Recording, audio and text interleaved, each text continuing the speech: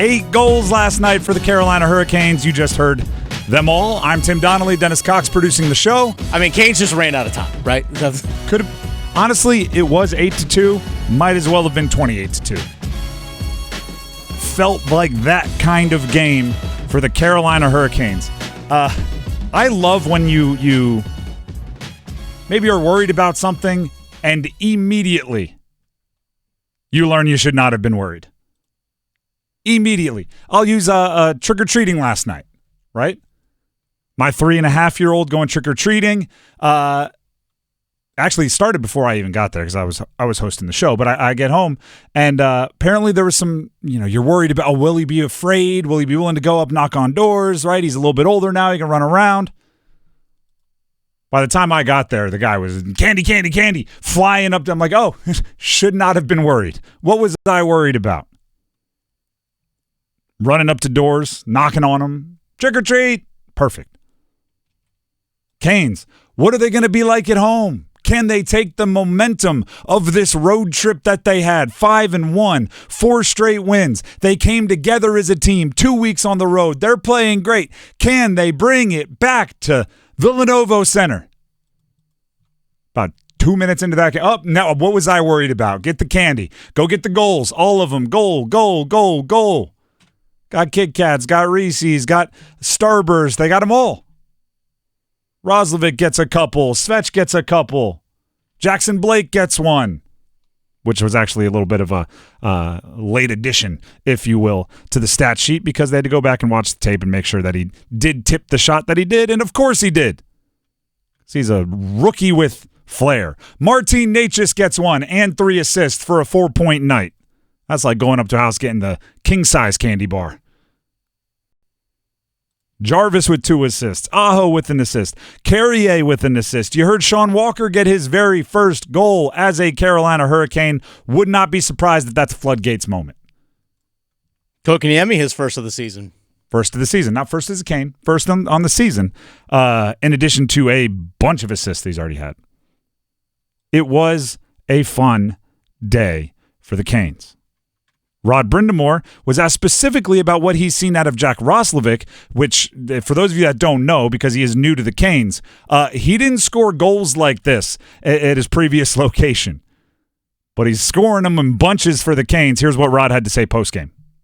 Yeah, I don't know. It's strange. He's fast and he's got a great release, as you saw tonight. So, obviously it's been a great fit here so far. And, sometimes you just...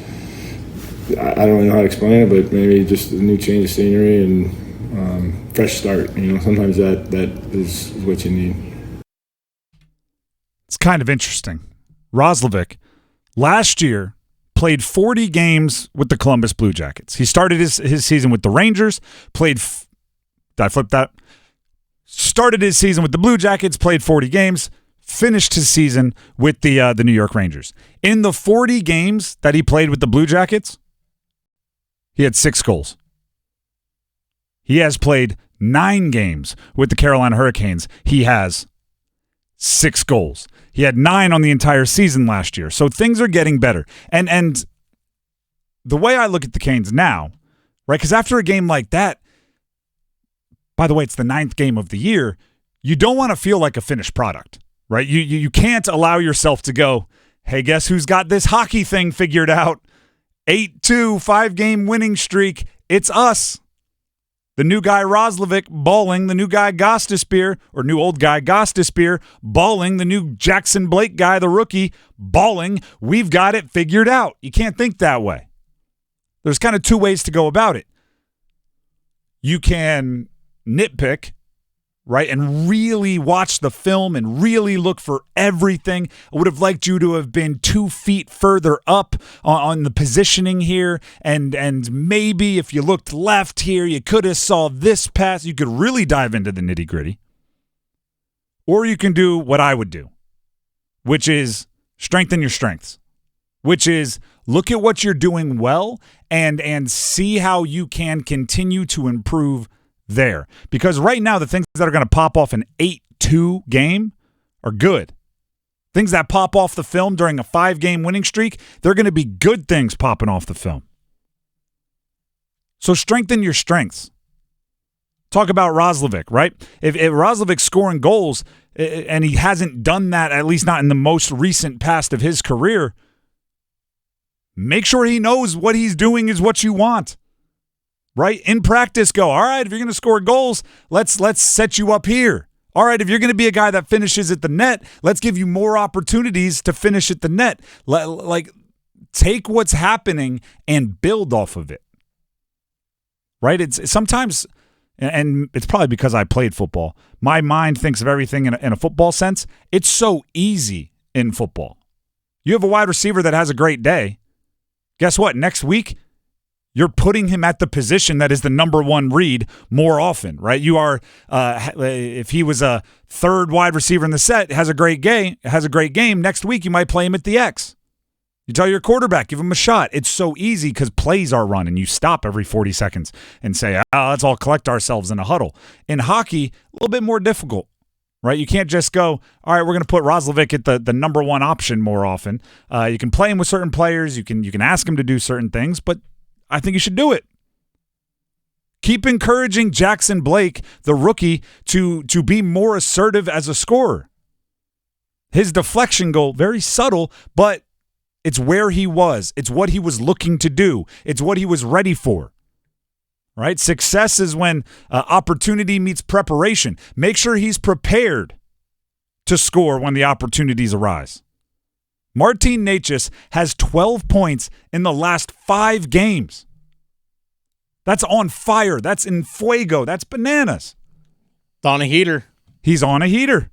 Anything else hot, he's cooking like just on the stove. He's adding fuel to the fire, gasoline even. Make sure he knows that can be his role. Make sure he knows, hey, you want to lead the team in points? Go right ahead. Don't make it like, oh, well, you're not our number one option and we need to get this guy going and people are going to start. No, tell him, hey, you want to go get 4 points, get 4 points. Ain't going to stop you from doing that. You're not stepping on toes. You're not doing anything wrong. Matter of fact, we love you for it. Andrei Svech scored 2 goals last night and had an assist, by the way, but I want to focus on the goals. He should be a threat to do that every night. The places he was on the ice, the places he lived on the ice last night were the places that you live when you are looking to score. Now, obviously, in an 8-goal game, everything looks like it's smelling like roses. And all of these things that I'm saying aren't going to happen in every game. But if 1 or 2 of them do, that's a win. Kochetkov was good. I wouldn't say great.